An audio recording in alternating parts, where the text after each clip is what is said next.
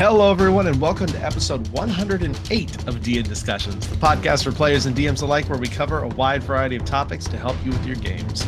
I'm your host, Ryan Reeder, and with me, as always, is my Lego buddy, Ben Bumhopper. That's a good intro. I like that. You know what? First and foremost, I just want to say it's spring, so we might cough or sneeze, and I'll do my best to just kind of take that out. We'll see how it goes.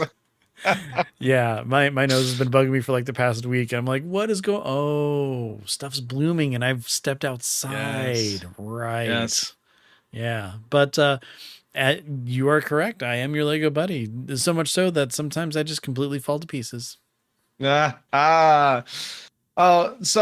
So Ben, before we jump into things, why don't you tell everyone why this intro, other than the fact that I'm looking at your camera right now and the Star Wars Legos abound, something actually pretty dang cool, if not slightly bank breaking, did come out recently. Oh yeah, it is definitely bank breaking, but the Lego Insiders Dungeons and Dragons set has released for Lego Insiders members, which it's totally free to sign up, and all you do is just basically say, hey, this is my name, and then you're a Lego Insider. So you can order it right now. Otherwise, it releases on the 4th. But if you were lucky enough to order it like I did at 9:01 p.m. Pacific time on March 31st, which would be right after midnight on the Eastern Seaboard, I also got a free gift of a small dice holder, which is a mimic, and something else too that was like Easter themed or flower themed or spring themed or something. Whatever, I don't care about that. But this new Lego set is absolutely amazing and fantastic. It's a modular set that has a couple different like kind of locations that are all like linked together, but you can take them apart. And the coolest thing about it is that there's actually an adventure that goes along with the set. So you can kind of play it with the Lego characters and everything. And you use the set to run it, yeah, right? Yeah, it's pretty cool. I mean, it's got a broken down wizard tower, an inn. There's a dragon involved, as well as like some classic D&D monsters. A little Lego beholder. I know, it's so cool. And then don't forget the little Lego owl bear too. That's just awesome. My gosh. But yeah, it comes with a few different minifigs that you play as, that actually you can swap between male and female on them. So, let's say you want to play a female wizard, you don't have to wear the white beard, and there's a different head for you and stuff so that you can, look a different part and everything. Super cool. Plus, I've seen a little bit of the behind the scenes on this from some people who got it early and kind of did a review and stuff. And the really awesome thing is like there's like actually traps involved. There's treasure that you can find, like hidden keys and stuff. Like it's pretty cool.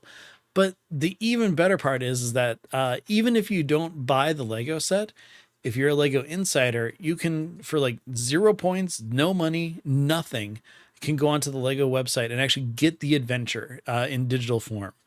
So I recommend that just because, having more adventure stuff that you can just pull from is always a good thing. But the fact that it is tied to the set is just something that I think is really cool. So I'm super excited for it. I checked my order and the shipment is broken into 2 shipments. So I don't know if like the big set's coming and then the dice boxes or whatever, but something's coming tomorrow and something's showing up on Thursday. So either way, it's going to be 2 good days of Lego happiness. That's exciting. And not only that, I believe Lego brought in several like kind of big people in the D&D space to play the adventure that they're going to be releasing a VOD of on Friday, I think, on the 6th. Saturday on the 6th, yes. Or Saturday on the 6th, yes. Yes, it's actually going to be played at noon Eastern time I think on the Lego website. But yeah, it's pretty sweet. I'm excited. But the in-game characters they have is a dwarf cleric, a gnome fighter, an orc rogue, and then an elf wizard. So you have, a couple different options to kind of play in there and everything. Like I said, we got the different environments, a bunch of different fights and stuff. Oh, and there's also a buildable gelatinous cube, which I think is pretty fantastic. But yeah, overall, it's pretty awesome. If you haven't ordered it yet, currently it is on back order, which is and it's going to be shipping April 18th. That's currently, but it is a pretty popular set, and I mean it's going to stick around for quite a while. But let's see, 3,745 pieces. So It's a pretty big one. yeah, it's big. Dimension wise, 19 inches tall, 15 inches wide, 12 inches deep. So it's a good play space. Yeah. But yeah, Very cool. Very cool. So that consider that our advertisement for Legos, apparently. hey, But if they want to it's- start advertising and send us stuff to review, I'll throw that in every episode. yeah, Doesn't matter if it's D&D or not, whatever. It's cool. we both love Legos. They're super cool, and it honestly is a really cool set. So if that is, especially Lego collecting, is up your alley, this is a very cool set. Definitely. And we'll have a link to the set in the store and everything in our show notes, so check it out. And you can see what an animated Lego Beholder looks like. Yeah. All right. So, continuing on, there's a bunch of news to cover today. Oh my So- gosh, is there so much news? So Yeah. I went out of town over the week, not Easter weekend, but the weekend before, and all this news decided to drop to the point where I went, I was completely out of cell range. When I got back into it, I had about maybe 10 different messages from Ryan just saying, oh, hey, here's this and this and this. And yeah, Link. It's a link. It's a link. tons of stuff. Yeah. No, so the big reason for it is GaryCon happened, Mm-hmm. which is a kind of, D&D convention kind of celebrating Gary Gygax, one of the creators of Dungeons and Dragons. They have a lot of different panels. They play lots of games there. It's not like a massive convention, but there's a lot of like big D&D people who go down there. There were several people from Wizards who worked on the D&D team that went down there. So Christian Hoffer, who works for comicbook.com, was able to be there as well and got a lot of interviews, got a lot of stuff from the panel they did on the 50th anniversary stuff for D&D. So we wanted to kind of go through some of that stuff real fast just to make you aware of it. There's some really interesting things. First off, being they talked a little bit about the new 2024 books. Mm-hmm. They confirmed that there's 48 subclasses, which is a few more than was in the original Player's Handbook, but they're now actually more evenly balanced. So each class is getting 4, which is cool. Because there were some classes that only got like 2 originally. And not only that, every single subclass is going to get a big key art page. Mm-hmm. So there will be a big like art piece for each class and then the subclasses too, to kind of give you just like a starter fantasy of them. Yeah, like a little sneak peek of the idea behind it and stuff. And from what we kind of got as just a small little preview, the art so far is just absolutely gorgeous. The preview they showed is, what was it, a wizard or a sorcerer? But it was done, Wizard. yeah, A wizard. Beautiful. Yeah, Beautiful piece done of by art. Billy Christian, and it is so gorgeous. We're gonna make sure that we have a link to that definitely in the show notes. But check it out. I mean, it is absolutely amazing, and I love the fact that they're highlighting each of the classes and subclasses to really kind of give you a feel. Because sometimes, you might look at something, it's like, oh, I don't know really which one to play or something, but then you see the picture and then you just get kind of the vibe directly from that, and oh, I want to play the Eldritch Knight, or I want to play that Elemental Monk, or whatever you're going to be doing, just because the picture just kind of throws that imagination at you, and then you can build on it and grow it, and then really kind of have a set goal on what you want to do when you're creating your character. Yeah, agreed. It's a really cool thing. Um and it just makes the book that much more higher quality. I love looking through like gorgeous art in books, especially when I get like the hard copies of them. So Mm-hmm. I'm very excited to see that. They also talked a little bit about the upcoming Vecna Eve of Ruin adventure that is kind of going to be like a plane hopping thing as you look for this rod of 7 parts, a powerful D&D artifact that can potentially stop Vecna from remaking the multiverse in his image. Sounds like something you should probably find. Uh, It seems Throughout that, important. it seems important. They announced that the bestiary for Vecna will include 30 pages of new monsters, Yes. including a spider dragon, a dreadwolf, and a heartworm. So Yeah. again, we'll have links to all these things on dndiscussions.com if you want to check out any of these articles or look at the pictures that we're talking about. But very, very cool stuff. This and then for those that don't recall, this book is coming out May 21st. And I believe is already up for pre-order. Yep. And I feel like this will be really kind of our first taste of what like the 2024 revision stuff is going to look like, especially in terms of design and like monsters, stat blocks and stuff. Because I assume these pretty much anything that comes out this year will likely be using whatever new models or methods they are using for their monster revamp stuff. Exactly. And if for some reason you really need some sort of headcanon on why some classes are being revised or magic rules are changing or something going forward, look, if Vecna's reshaping the multiverse, he could be partially successful. And that's why there's a new player handbook coming out. That's why certain things are changing. If you need to have a headcanon for it or to explain why certain rules are different at your table or something story wise, like if you really don't want to break that character, this is the way to do it. It's just right there. Yeah, exactly. And they also talked a little bit about the other book that's coming out, Quests from the Infinite Staircase, which is remaking like 6 classic D&D adventures, from most of which are from the 80s. Mm-hmm. Um, Expedition to the Barrier Peaks, Beyond the Crystal Cave, Lost City. But there's 6 of them, all from the 80s, that are getting kind of remade and put into this anthology type book. And then it is coming out on July 16th. Yeah. So not too much longer after Vecna. Um, they also got to talk a little bit about some of the new books that are coming. Um, they've been working on them for over 2 years. Uh, Lots of Unearthed Arcana play testing. They want these to be kind of the best. At least Chris Perkins has said the best books that they've ever done, which just from the sound of things, one of the things they mentioned in one of the articles was these are going to be the most budgeted D&D books. So these books have the biggest budget.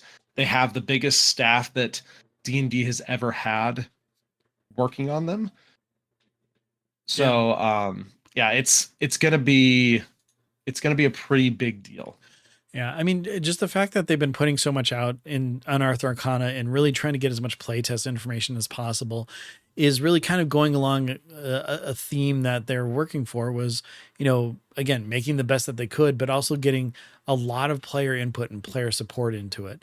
And it's something that I really appreciate because, it just gives that much more of like kind of a personal touch to, any sort of information that they're releasing. But even more so, the fact that well, one, we all totally and completely shot down the druid, and I'm so glad that we did that because it was in a really bad place. And on top of that too, being able to talk about like the inspiration and crit rules and stuff like that, and have our opinions heard and everything there. It really has been like a great experience to be part of the playtesting and going through the Unearthed Arcana, and that's something that I'm really happy that we've been able to cover on the show. Yeah, I completely agree. I'm really glad they did a lot of that, and I hope they continue to refine a lot of that, especially the ones that were still a little on the lower end of the feedback. Mm-hmm. Um, but yeah, it was a good process. And then he talked about too. So this is with a talk with Chris Perkins and Justice Arman, who we actually had on the show a long time ago. God, because we've been doing the show for a while. Before he worked for Wizards, Mm-hmm. he was there because he's a senior game designer now at Wizards, and I believe he's leading Quest in the Infinite Staircase as well, which is awesome. And they were both saying that uh,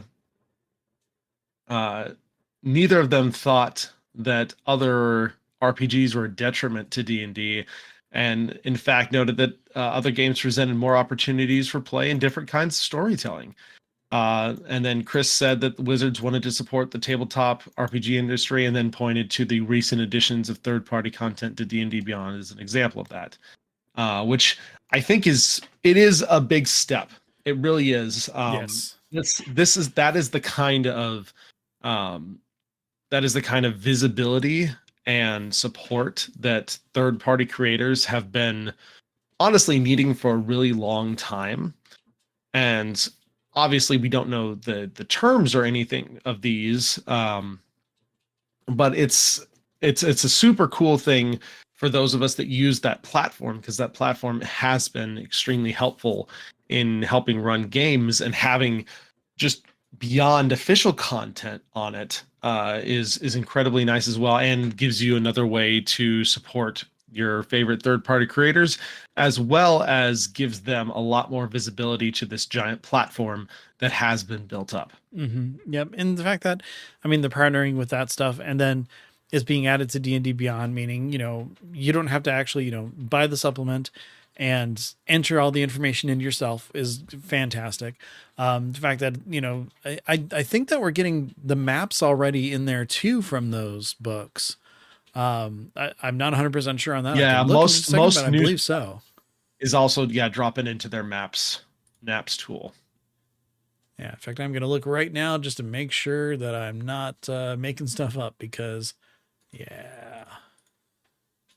But I mean, all the different stuff that they've been adding has just been an amazing, wonderful, great thing. Yeah, Humblewood campaign setting maps right there. Tal'Dorei campaign setting right there. So yeah, everything's in there in the maps and stuff for that stuff. So, geez, there's Yeah. so much in. I haven't looked at the map section in a long time. They have a lot of the books and They're adventures in adding here already. they're like back adding some every month Yeah. now. Oh wow. So that's great if you own those types of things and are starting to use that as your like virtual tabletop space. Mm-hmm. Especially if you're running through modules, having those maps in there is super nice for sure. Yeah, we are actually going to be switching to using the D&D Beyond virtual tabletop in my next session. I'm actually really looking forward to using it and seeing how it works out. Yeah, that's great. I'm looking forward to hearing how that works for your group. Um, they also talked a little bit about actual plays, the rise of actual plays and the performances and stuff. Mm-hmm. And they were talking about how D&D historian and writer Mike Whitwer mentioned that actual plays cracked the code for making D&D accessible that generations of game designers and game publishers had failed to do for decades. And then he asked Chris, if the revised core rulebooks were written with actual play in mind.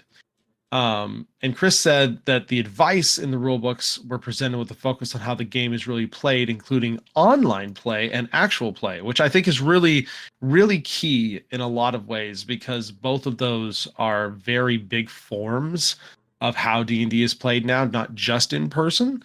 So I think that I really hope that the focus around all this stuff around the player's handbook, around the DM's guide, especially Mhm. because Wizards has even admitted many times that the Dungeon Master's Guide was probably one of the weakest they put out, mainly because of time crunch and lack of resources at the time. But they have a perfect opportunity to correct those mistakes, to really streamline it, to add a lot of stuff that is more interesting or more used or more needed, and to take that 10 years of feedback and really put it in. And to that standpoint, they also dropped that they had some bigger names help out with the upcoming update to the Dungeon Master's Guide. Chris confirmed both Matt Mercer and Deborah Ann Wall Mhm. actually consulted on the upcoming Dungeon Master's Guide, specifically providing feedback to make sure that the tools offered in the book were useful to dungeon masters running the new version of the game. He didn't elaborate on the full scope of the consultants brought in. Apparently, that list is going to be revealed later this summer. He also mentioned that another consultant who ran games for kids was brought on specifically to provide tips on how to run games for kids. So, this is the kind of stuff I want to see.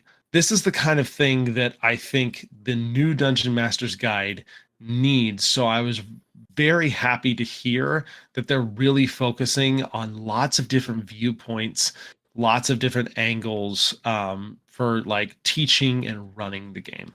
Yeah, and I mean, having their perspectives in there is probably one of the best assets that any sort of, DMing book can have.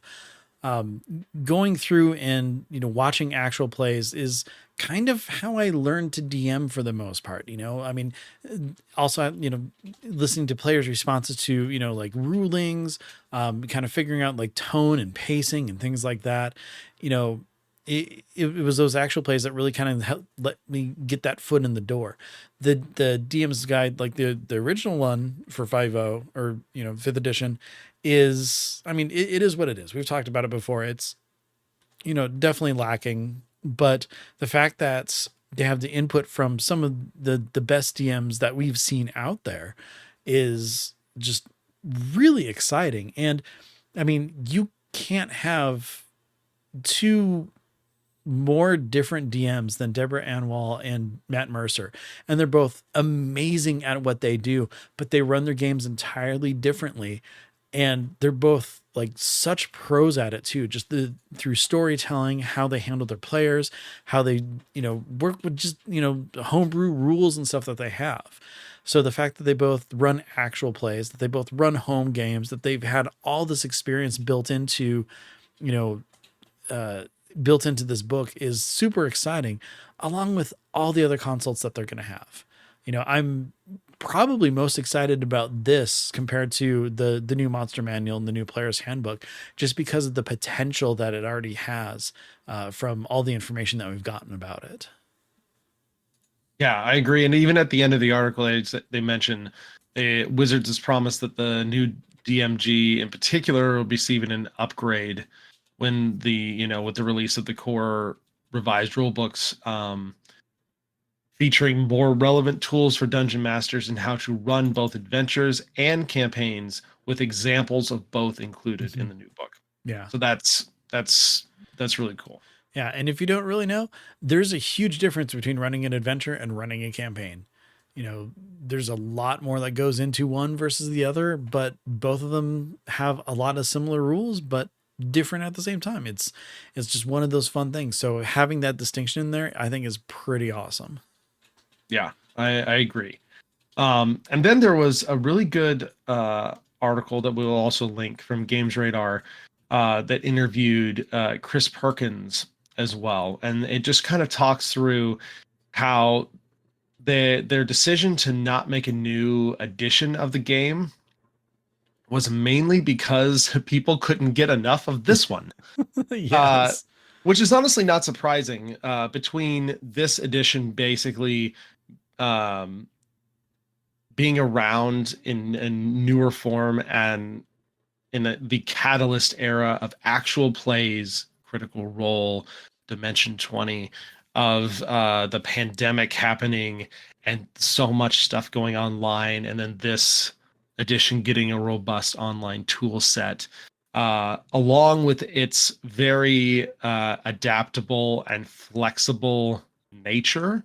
It's not super surprising that this is something they want to continue, and they just want to tinker with and just kind of refine after 10 years of feedback and such, versus just throw it all out and start over again, which if they probably will eventually, right? Yeah. But they're talking about this being around, and the biggest thing is one of the things he talked about in this article was that when an edition was reaching end of life, he said they a lot of times they saw the downward trend of sales, of engagement and stuff such, and they haven't seen that yet with fifth edition. They have continued growth with this edition of the game, and so they're taking that as fans telling them that we love fifth edition, and so their job is how can we make it better, right? And so yeah, it's a really good. He kind of breaks down, how the play testing in the Unearthed Arcana, the different classes, and it's funny because they asked him about the classes, and he thinks that there's too many core classes, Yeah. which I thought was funny. He said, speaking frankly, this is my personal opinion, 12 classes is actually a lot. If I were redesigning, if I could go back to 2012, I'd probably put a strong case forward that we could actually do with less classes in the core game. And then make the subclasses the Wild West and differentiate them more. And obviously it's kind of interesting to think about, right? Because the system as it is now, you obviously don't want fewer classes, because the way things are built right now, we've seen a bunch of fully built, full-on classes from great third parties that fill a niche that does not exist for the current class, that are very unique and have their own stuff. But I totally could see a version of this where you have those 4 or 5 like core classes, but then subclasses are way more than they are now. Like, you couldn't do that, I don't think, with subclasses in their current form, because I don't think subclasses in the current form have enough flexibility and get enough stuff. But No, I could totally see a world where if the subclasses were double or triple what they are now, then you could basically have 4 or 5 or 6 of those base classes and then kind of design anything into them. Exactly. And one of the big examples that he has, and it's really more of a, speaking to someone who's just getting into D&D, like the difference between a wizard and a sorcerer. And even when we started my campaign, kind of creating characters and going over it, actually, anytime I create a character with someone, giving them the difference between a wizard and a sorcerer is kind of like, okay, now which one's which? Okay, well, this one's the book smarts. This one has the innate talent. Then, well, what's a warlock? Oh no, we don't play those. They're horrible. So, oh, okay. So, we just stick to the 2 major classes of casting. But, I can see them being combined and having the subclass go off of, something entirely different, which would be, like a wizardly path, or, going from there to like more of a necromancer path or something like that, instead of bringing like a necromancer class into it, and then just focusing on those types of spells or something. If I remember correctly, because I'm going through that wonderful book that we were sent, like the barbarian was kind of more of a subclass of a fighter at the beginning, if I remember. Which you can totally see. Yeah, right. Exactly. I'm a fighter. I attack with stuff and everything. Oh, but I'm a rage filled one. I'm a barbarian. Oh, I'm gonna run up and start attacking things and stuff. And you could easily have some base magic class that could then divulge into warlocks or wizards or sorcerers, exactly, etc. Yeah, I mean, there's a lot of different ways that you can kind of combine, the big classes that we have now, and because I mean, some of them are just kind of flavor of the same thing if you really get down to bare bones in it. But I kind of like the idea of, subclasses really being the way to go, to really differentiate, to really split out, to have just a ton of, different options to really get in there and play with. And on top of that, whenever that does happen, as long as we get art for every single one of those, I'm definitely going to be backing that idea. Yeah, I love art. I love good art. Um, he also talked a little bit about rules changes, and they talked, about Baldur's Gate 3. We've talked about this some at length. How Baldur's Gate 3 has inspired many, or the tweaks they made to make it more, game friendly for a computer game or a console game versus a tabletop game.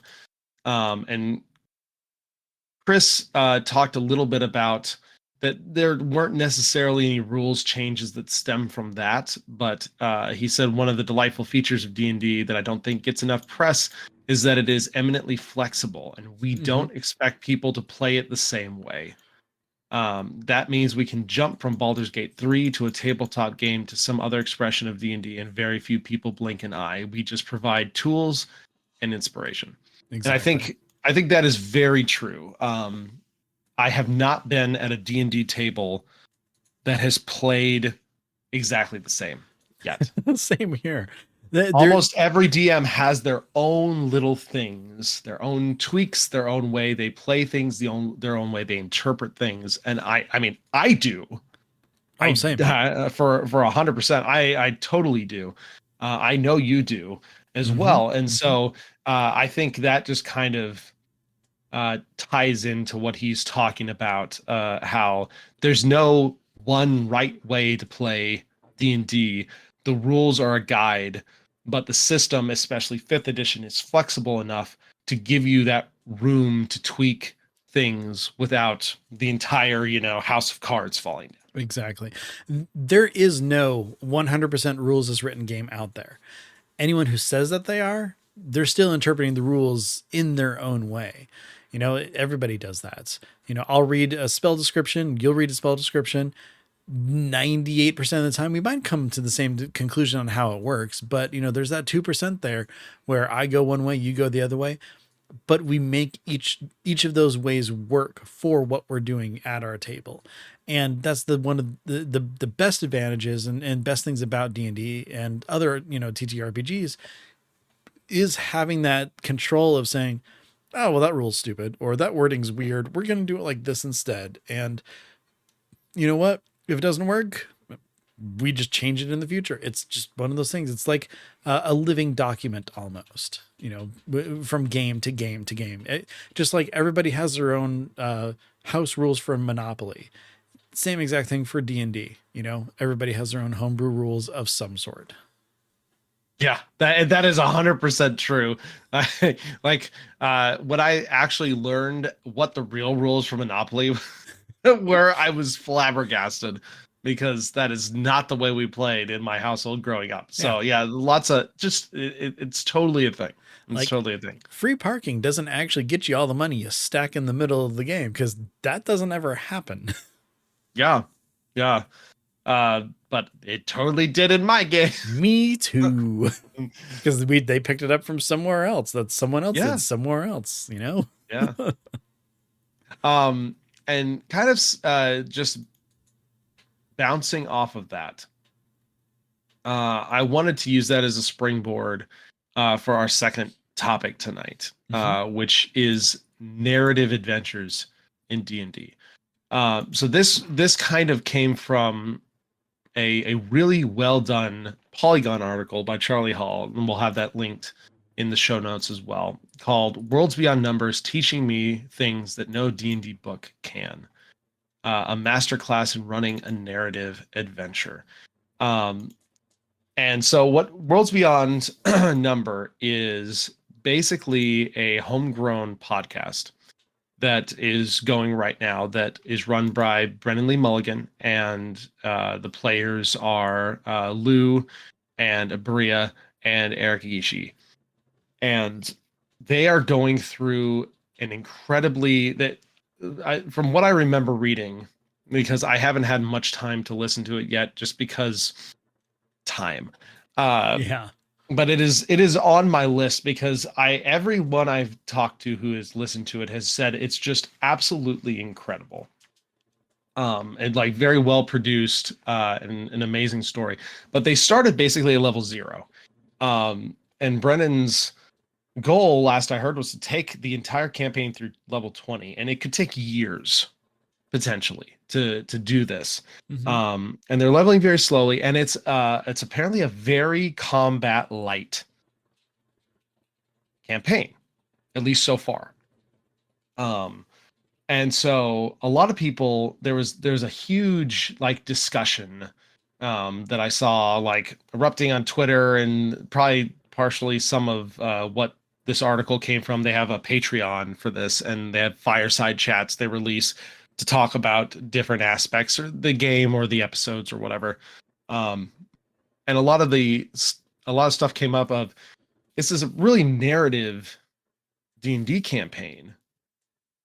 Why are you using D&D for Mhm. it? Um, it's kind of an interesting story. And so Brennan had a little quote from that conversation that I wanted to read a little bit of and discuss, because I thought it was really interesting. So Dungeon Master Brennan Lee Mulligan recently dealt with part of the larger tabletop RPG discourse head on. D&D is no more combat oriented than some other system, he argues, and the murder hobos of the world that are convinced otherwise simply aren't playing the same way that he and his team are used to. Mhm. Calling D&D a combat-oriented game would sort of be like looking at a stove and being like, this has nothing to do with food. You can't eat metal. Clearly, this contraption is for moving gas around and having a clock on it. If it was about food, there would be some food here. What you should get is a machine that is either made of food or has food in it. I'm going to bring the food. The food is my favorite part. People say that because D&D has so many combat mechanics, you are destined to tell combat stories. I fundamentally disagree. Combat is the part I'm the least interested in simulating through improvisational storytelling. So I need a game to do that for me. Well, I take care of emotions, relationships, and character progression because that shit is intuitive and I understand it well. I don't intuitively understand how an arrow moves through a fictional airspace. And I really wanted to discuss this a little bit because I love this quote so much. Mhm. Um, because, and remember, this is all based on styles. Obviously, Brennan and Lou and Erica and Abria are professional performers. They're Yes. professional improvers. This is not advice that is going to necessarily fit for everyone. There likely is a system that will fit better for your specific group, especially if you are not heavy on the improv side of things. Mhm. But for me personally, I completely agree with this statement because the current campaign I'm running is a lot more RP story, political thriller focused oriented. There's combat, but that's not going to be necessarily like the main driver of this campaign. And we've already had, even in just the 7 sessions I played, some of the strongest like character moments and RP moments of any campaign I've ever run. Period. And this is in D&D.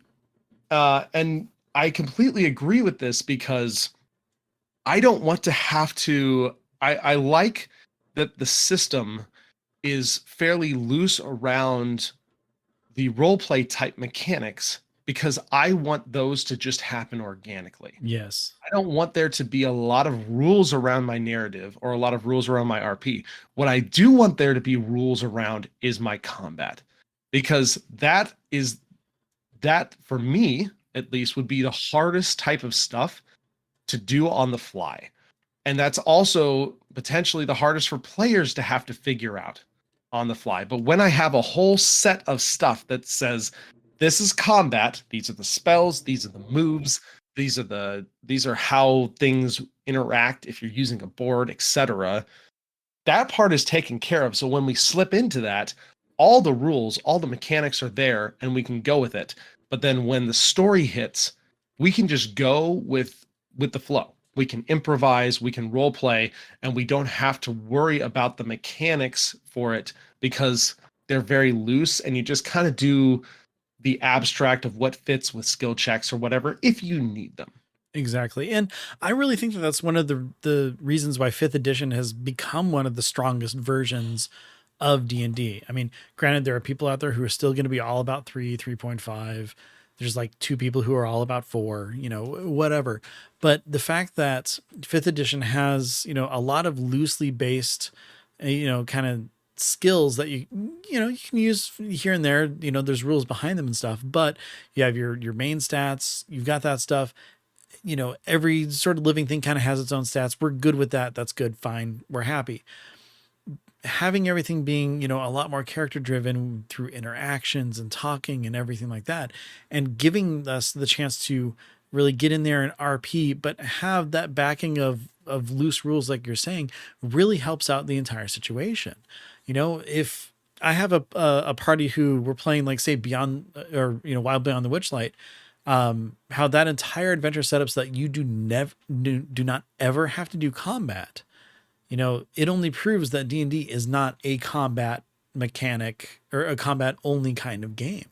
You know, there's plenty of times in sessions where we go, you know, RP wise, and it's crazy, whether it's, you know, just a shopping trip to the market versus, you know, discussing things with the king or plotting an adventure or plotting a plan to do something like that, or, you know, just all these different interactions, because Dungeons and Dragons is as rich as the world you create for it. And yeah, you could just have a group of murder hobos going around and attacking everything. But if that's not the game that you're striving for, 5th edition and D&D in general is great to have, because you have that as a backup for when you need it, if it ever comes into play. But everything else is there to just, you know, play with it, have fun with it, just see where it takes you. You don't have to constantly be in a fight.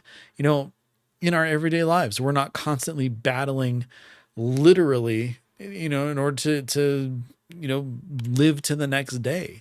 So if you don't want that in your D&D world, you don't have to have it. Yeah. And I think Charlie's quote after that is really good too. That line of reasoning resonates powerfully with me.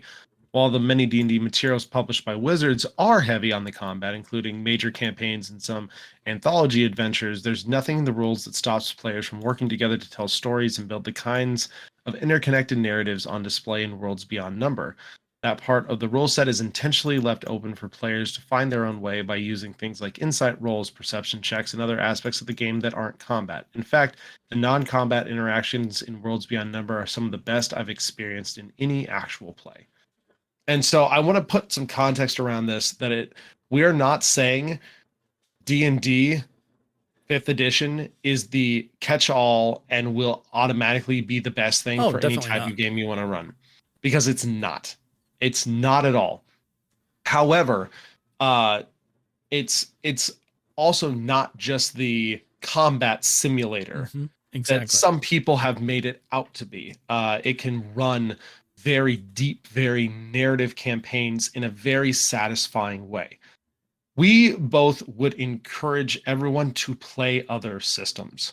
Like, there are so many good things. There are some systems that, if I'm not looking for combat at all, there's probably systems that are better than D&D, because I don't need all that extra stuff that comes with D&D. If I'm looking for something that really doesn't have combat in it, but then I might find a system that has a lot more stuff that I'm looking for whatever specific scenario or adventure or campaign or session I want to run, that is much lighter, right? And much easier to learn. I might want some of that more crunchy stuff that a Pathfinder might give, or a Call of Cthulhu or something like that. Again, 5e is very good at being flexible and being able to pull in homebrewy type things to morph it to what you want it to be. Yes. especially if that's what your group is used to, because we sometimes in adult lives, you just only have enough brain space and bandwidth to go around. And sometimes that does not extend to learning a whole new system for a one shot, right?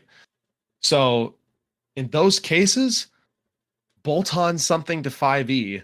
It's been done. There's tons of things, and you can really morph it into something that feels different without being unfamiliar to your players.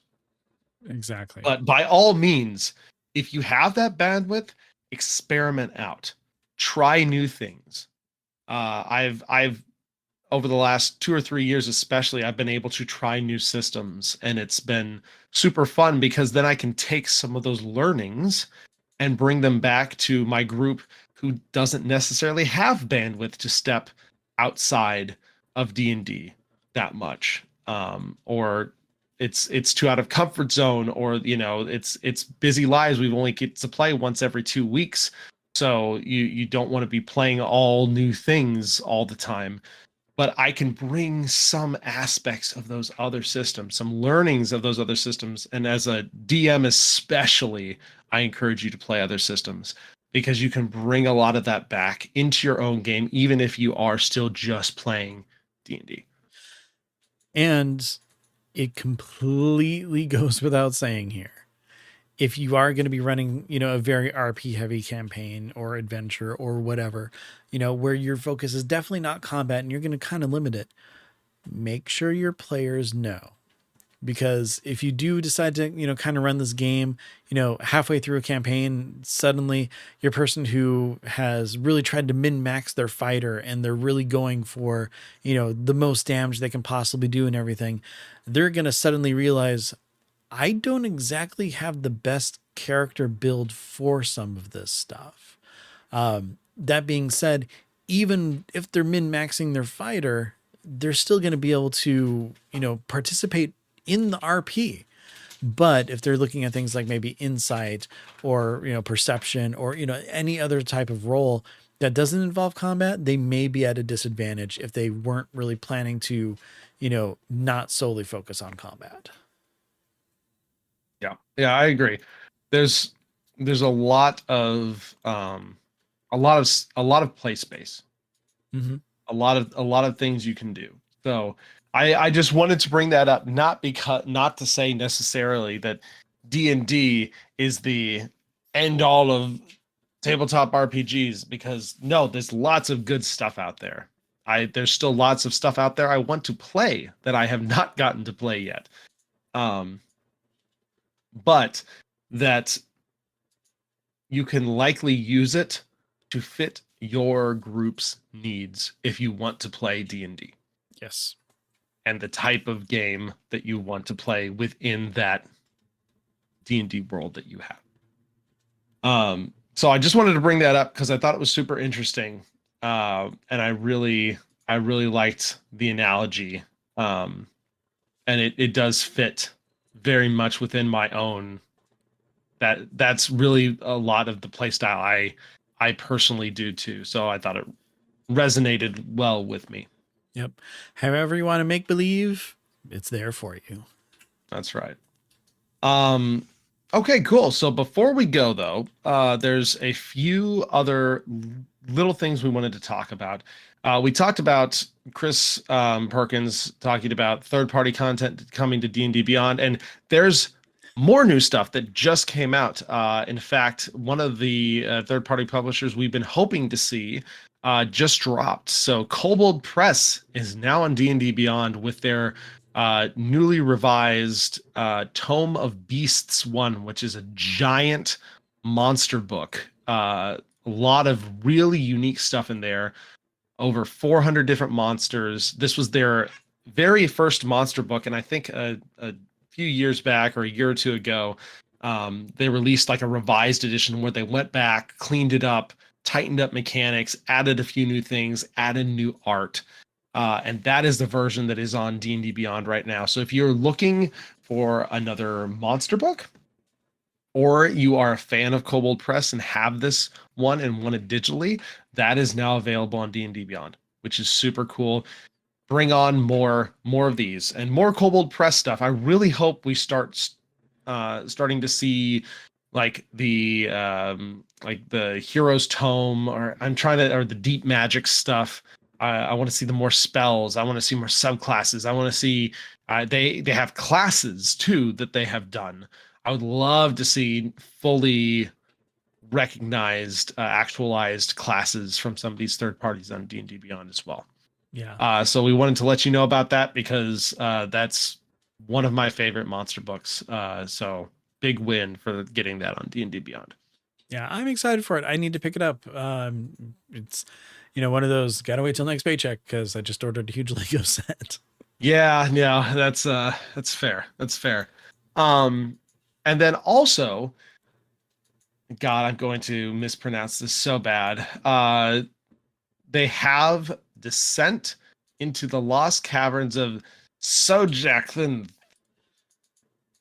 I probably butchered that. Sokaneth. Sokaneth?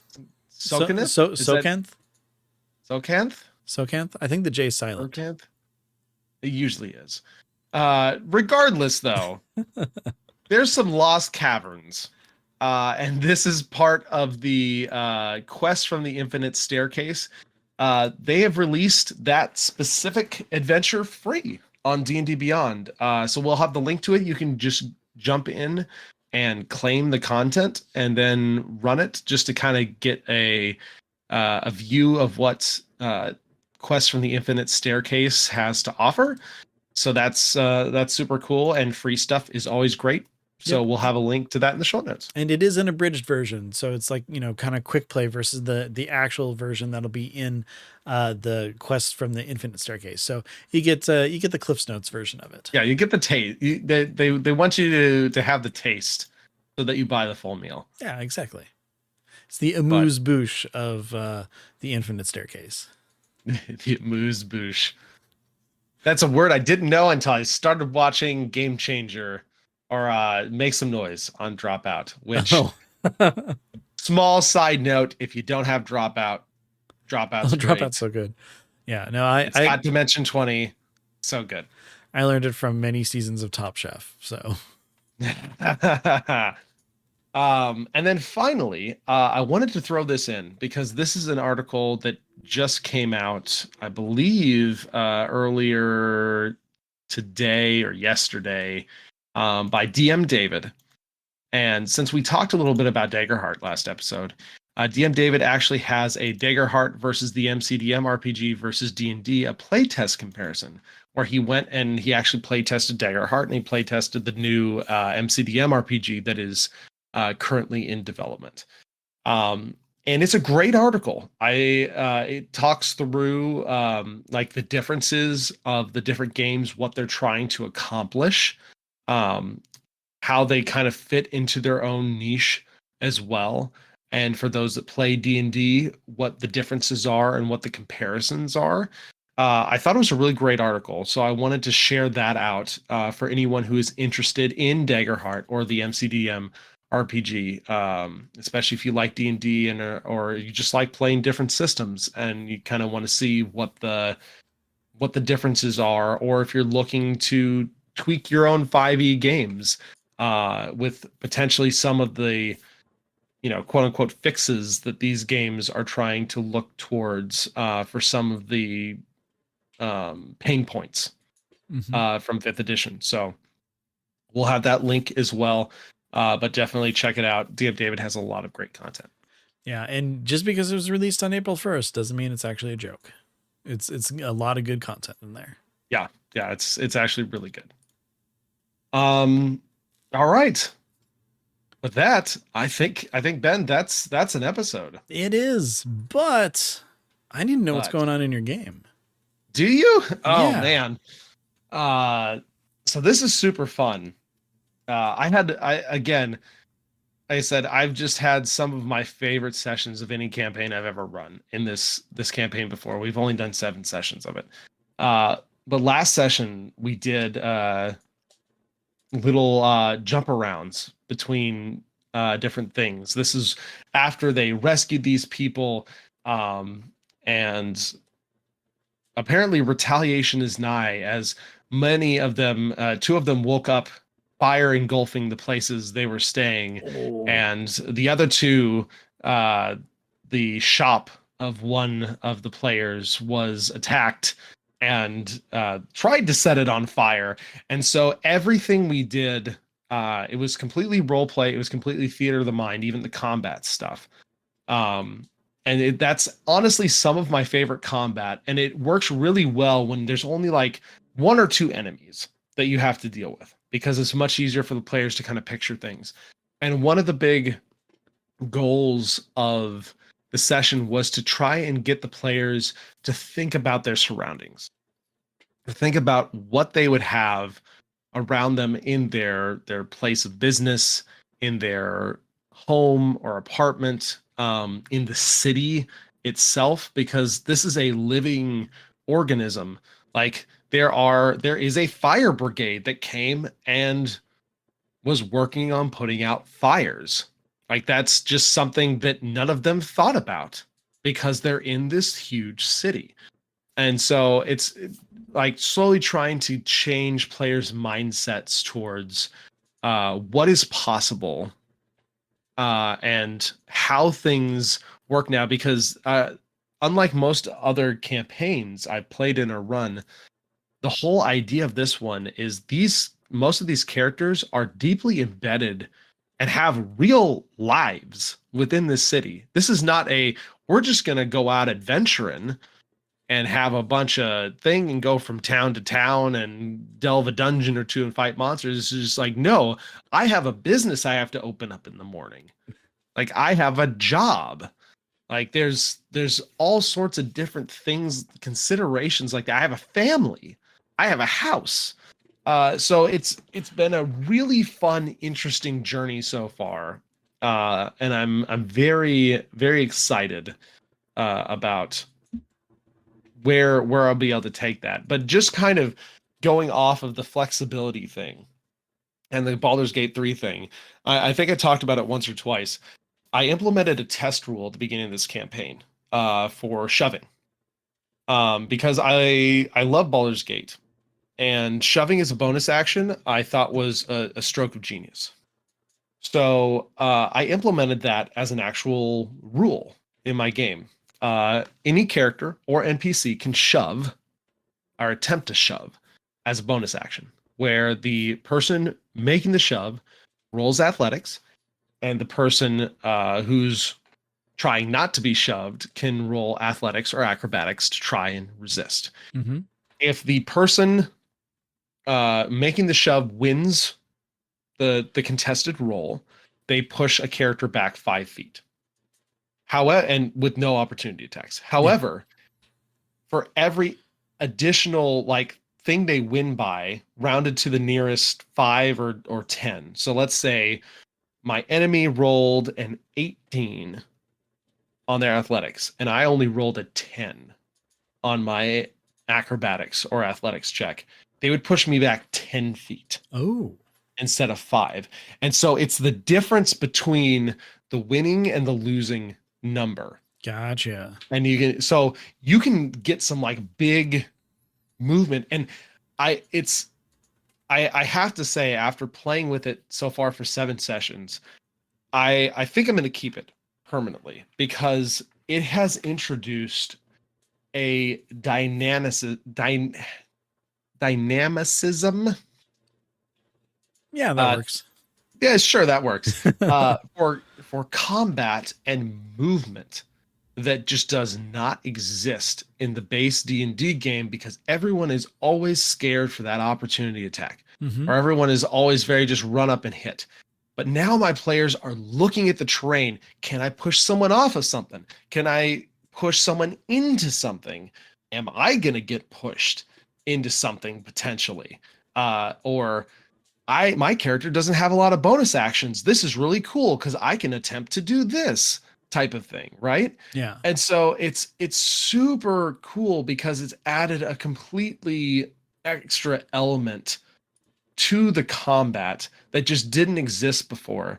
And it was used to great effect in kind of the little combat theater of the mind scenes that we did for this last session, and just brought about some really cool stuff. So I absolutely love it, and I highly recommend giving it a try in your game if that's something that sounds interesting, because so far my players have been loving it, and really been liking the results of it. Very cool. All right, Ben, what about you? Have you played yet? We are Have you playing this scheduled yet? Saturday. Oh, so you'll be able to talk to us about it next time. Yes, I am excited. Wow. I have 10 pages some plans. of recap. Yeah, it's going to be a in the beginning kind of recap. You know, they're on a big, huge, grand quest, and I want to remind them what is actually going on, what happened, because, you know, I had a huge exposition dump at the end of the last session we played back in August. So I think it's probably time to be all like, hey, this is the state of the world and what's going on and what you've actually been up to and why. And then we're going to play something that's, fun. I'm not going to bring them right back into the gigantic, huge world-ending quest right away in their first session back, because that would be horrible. Or am I? And we'll find out. We'll find out next time. Yeah, exactly. Well, good stuff. I'm excited to hear about that. I hope your game goes well. Apologies that this episode was a little late with all the holidays and busyness and stuff. We just had to push the recording back a little bit, but I'm glad we were able to do it and talk about some fun and interesting stuff. So Ben, before we sign off, why don't you tell everyone where we can be reached and where they can go check out all the myriad of links in the show notes. Yep. Well, first of all, if you have any questions or comments or want to tell us about some of your homebrew rules or the thing you're most excited about for the new editions of the DMG Player's Handbook and Monster Manual, you can send those via email to dndiscussions@gmail.com. We love to read anything that you send to us. If you are looking specifically for us with something that's, like maybe I think it's a 300 character limit or something like that, you can find us on Blue Sky. The show is at DN Discussions. Ryan is at TBK Zord, and I am at Ben Baumhofer. Now, if you want to actually listen to me play Dungeons and Dragons, you can find that on a actual play called +5 to Hit. We release sometimes, usually about maybe twice a month or so, sometimes a little later. You know how scheduling D&D can be. There's a bunch of us playing. Sometimes schedules don't exactly line up exactly for every 2 weeks, so we do what we can. But we did just play yesterday, and some surprising stuff happened. I'm actually pretty happy about how things went down. This show, though, DN Discussions, you can find us on dndiscussions.com. Every single episode is available there. That's right, all other 107 episodes. You can, of course, always find us on your podcast player of choice, which, we're there too. But if you want to get to us directly and know when shows come out, know what we're talking about beforehand, things like that, you can find us on our Discord. Now, a link to that will be found on dndiscussions.com, as well as links to all the social medias that I just told you about. So you could technically have ignored that section, but I appreciate you listening anyway. So, Ryan, it's been a pleasure talking to you this week. I am looking forward to telling you about what's going on in my game, and of course, anything else that's coming up until next time we record. And with that, audience, thank you very much for listening. We love every single one of you. You are special. You are great. Make sure to roll high and be good to each other. Take care, and we'll see you soon.